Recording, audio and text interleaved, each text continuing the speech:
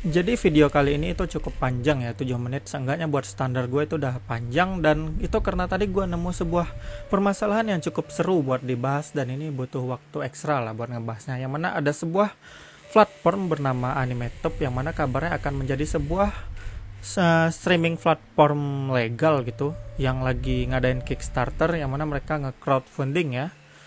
Jadi itu diindikasikan, dituduh seakan jadi scam gitu, tapi ya kita belum tahu kebenarannya ya. Jadi itu yang akan kita bahas sekarang. Sebelum kita mulai permasalahannya, kita lihat dulu ya kan prospeknya. Di sini mereka ngadain crowdfundingnya itu atau buka donasi umum, itu udah mendapatkan dana sebanyak 103.000 dolar lebih. Jadi kalau kita rupiahin itu 1,5 M udah. Dan mereka baru mulai ngadain crowdfunding gitu, dan dalam waktu yang singkat mereka udah dapat 1,5 M. Itu membuktikan kalau komunitas anime itu memang subarasi ya kan, luar biasa. Itu mereka ngedenger platform legal yang menjual masa depan di sini, sepertinya di sini. Jadi kalau kita lihat ini di halaman prospeknya, bisa dibilang mereka ini memang menjual masa depan ya, dimana mereka menjadi sebuah layanan streaming legal yang gratis dan akan bekerja sama dengan banyak pihak gitu. Dan mereka ini dari fans untuk fans lah kesannya, jadi bukan berdasarkan perusahaan, maksud gue bukan company lah gitu. Kalau kayak Muse kan dia dari sebuah perusahaan gitu, kalau ini memang bisa dibilang buatan para fans anime lah gitu. Di sini mereka nunjukin testimoni juga dari, gue nggak tahu ini testimoni dari mana, yang pasti wajah-wajah testimoninya pun itu wajah-wajah karakter anime kan, atau karakter original karakter lah gitu istilahnya, bukan wajah orang asli yang ngasih testimoni. Gue nggak ngerti kenapa mereka taruh di situ. Dan juga mereka bakal ada ngadain subscription atau langganan ya. Biasanya kan sebuah platform itu ada yang gratis, ada yang berbayar gitu. Jadi agak mirip Crunchyroll lah kesannya. Dan kalau kita lihat kayak gini itu cukup menjanjikan ya kan. Mereka juga ngadain anime legal, terus ada pembahasan game juga. Jadi dia bukan fokus anime doang, jadi cakupannya lebih luas. Ya siapapun melihat apa kayak gini, apa namanya itu, sebuah project yang kayak gini tuh menjanjikan ya. Jadi gua nggak heran kalau yang ikut crowdfunding itu udah sampai dananya terkumpul udah sampai 1,5 M ya kan. Ya serius, mereka bahkan buat prospek panjang kayak gini. Kalian lihat tadi gue nge-scroll dari atas sampai bawah, ada layanan chatnya. Pokoknya mereka beneran ngejual sebuah masa depan platform streaming yang bener-bener wow lah gitu.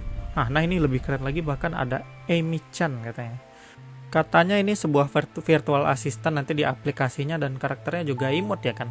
Jadi ya gue gak heran banyak wibu yang tergoda buat ngedanainnya. Jadi ya mereka juga nyantumin semua staffnya, tapi semua pakai foto original karakter ya mungkin ya, bukan karakter anime maksud gue, tapi original karakter yang 2D ya, maksud gue nggak ada foto orang asli di sini. Jadi ya itu buat prospek itunya, prospek anime itunya, anime tube-nya, atau kalau orang Indonesia mungkin nanti manggilnya anime tube ya.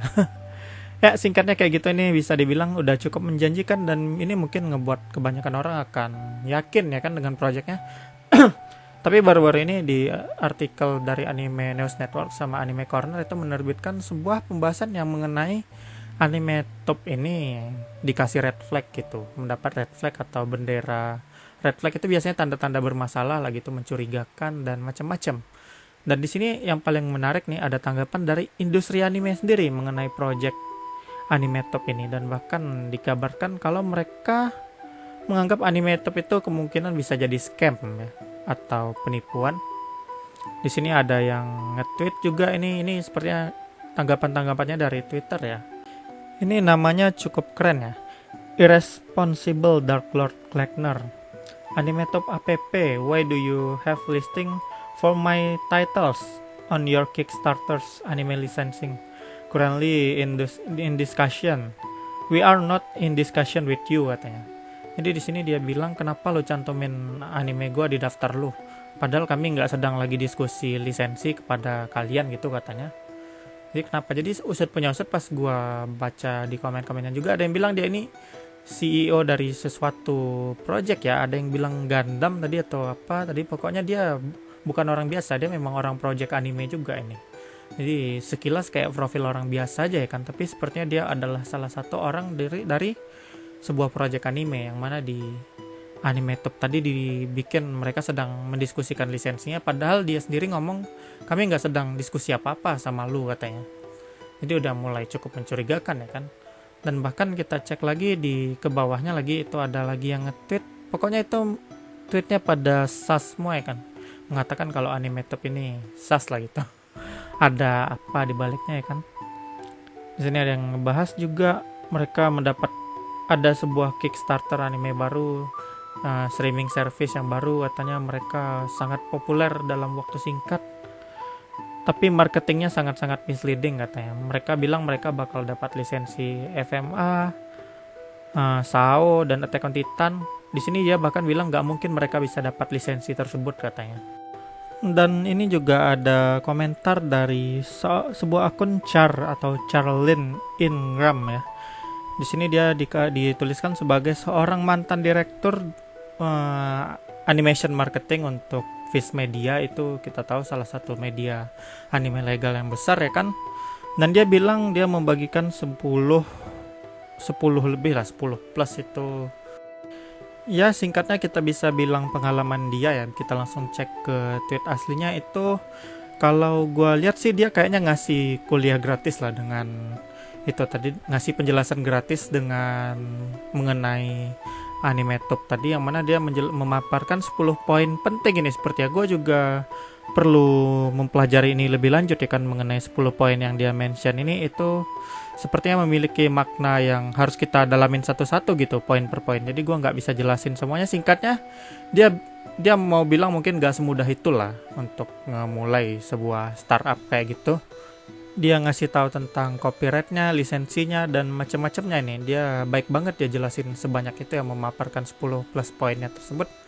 Dan ya pada kesimpulannya itu para orang anime industri sepertinya nge-red flag ini project dari anime top. Mereka bilang ini agak mencurigakan atau gimana, tapi gue nggak akan bilang ini scam sih.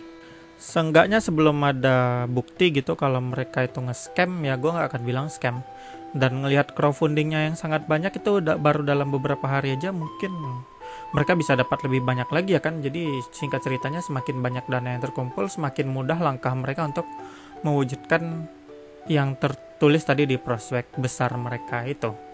Jadi buat saat ini gue nggak akan bilang anime top ini scam, tapi itu cukup menarik ya buat dibahas lagi itu. Makanya gue bahas tadi panjang lebar. Jadi ya gimana menurut kalian mengenai hal tersebut ya? Mungkin kebanyakan dari kalian mungkin ada yang nggak ngerti juga ya, tapi ya buat yang ngerti ya silahkan tuliskan pendapat kalian deh di komentar mengenai pembahasan tadi ya. Dan terima kasih udah menonton, sampai ketemu di video lainnya, bye bye.